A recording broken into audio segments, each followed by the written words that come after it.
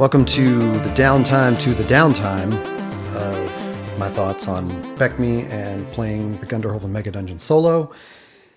Turns out I had more to say about retainers and mercenaries. Who would have thought? Anyway, as I mentioned in the last downtime, I have this gift in the editing, which is as I edit a video, I can develop more thoughts and reconsider the thoughts that I expressed in that video.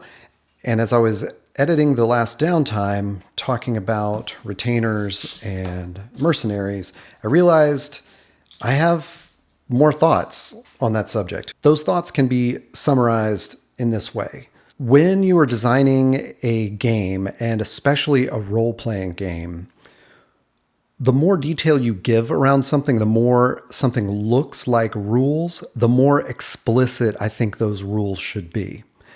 If BECMI, and by extension, basic D&D, any version of D&D, really, if they had said this much about retainers, retainers are NPCs that you hire, and you should pay them approximately this, you could have summed it up in a couple of paragraphs, and a player like me would have thought, oh, that's how I handle them.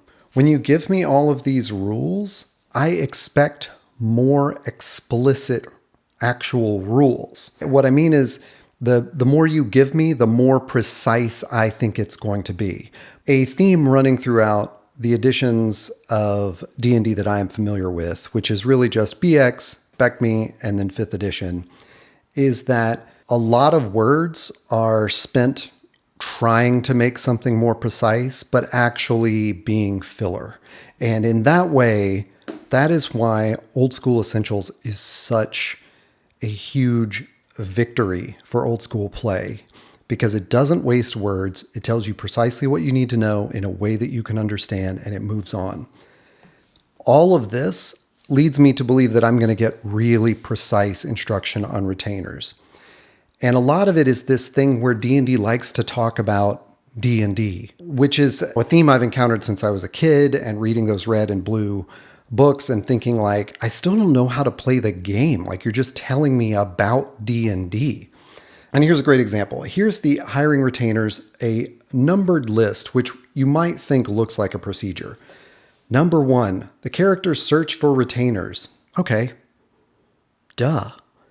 The DM should be ready to describe the local tavern or meeting place in town and to improvise other locations where the PCs will look for retainers. Well, yeah, you've described, this describes exactly what the game of D&D is about. Players wanting to do something and DMs describing and improvising where and when and what and the details of the scene. You can take this bullet right out. That doesn't matter. You don't need that bullet. Number 2, the DM decides how many people will apply for the jobs based on the money and terms the PCs offer and the PC's reputation as employers, if any. This is a bullet about how D&D consistently tries to make things into jobs and gamify a job. In fact, that's what bullet 3, which is the PCs conduct interviews. 4, the PCs can discuss the interviews and decide whom they want to hire. Again, no kidding. Of course, that's what they're going to do. That is the game. PCs discussing what they want to do is the game. They've wasted all of this space telling me how to play the game that I'm already playing, which is PCs describing what they want to do and DMs improvising details around that. For all the NPCs they hire, the PCs must buy the necessary equipment. Okay, maybe that's necessary, maybe not. Here's the only thing I think is important in this whole procedure. The DM must make up character sheets for all retainers. The PCs ought to work up retainer sheets to list all the details the PCs know about the retainers, including the retainers' names, character classes, races, lists of weapons and equipment, personality traits. Basically, it's saying the DM still, this is how I described it in the last couple of videos, where the DM still basically has more NPCs. This is just how to make NPCs and sorta involve the PCs in it. That's uninteresting to me. The mercenaries section is a bit more interesting. I think that this I think is how people would approach retainers. They would go, we're going into this dangerous dungeon and we need more firepower. Let's hire some mercenaries. So it's a little weird that it explicitly says that they do not normally go on dungeon adventures. I mean, this is just the game. This is the part that we need explicit. I want to contrast that with Old School Essentials, which I think in just a few bullets, headers explain so much more. And as I said in the last downtime, I'm not doing this to like try to overly criticize the rules cyclopedia. It's an artifact of its time. It was published in 1991. This is an improvement in the user experience of the BECMI boxes, but this is still not a great user interface design. This is a great user interface design. Retainers. Retainers are NPCs that are hired by characters to accompany them on an adventure. Boom. You nailed it. Limit per PC, and it explains this is indicated by the character's charisma score, and here's the page where you can find those limitations. Duties. Here are the duties of the retainers, and it explains pretty briefly, if you abuse the retainers or use them as cannon fodder, they're going to spread the word, and you're not going to get retainers in the future. Class and level. This is super explicit and important here. Retainers can be of any class, including normal humans effectively of level 0, but must be of equal or lower level to the hiring PC. Meaning, as level 1 PCs, I could really only hire level 1 or level 0 retainers. I think that's a thing it's probably in here somewhere, but I did not retain it, pun intended. Recruitment. Here's 2 short paragraphs explaining what this explains in 5 bullets. Wages and upkeep. The referee should determine the rate of pay desired by potential retainers. I wish it were a little bit more explicit, but that's pretty good. Skill level, competition. Great. Here are a couple bullets you can factor into your decision making. Here's standard rate. They'll want a guaranteed fee per day or per adventure and a share of treasure recovered. That's a little bit different than what BECMI says. They do not normally get a share of the treasure found on an adventure. As well as like upkeep for their daily. This, I think, Old School Essentials is giving you like a micro game to play around retainers, whereas this is just giving you kind of mush about having a bunch of NPCs.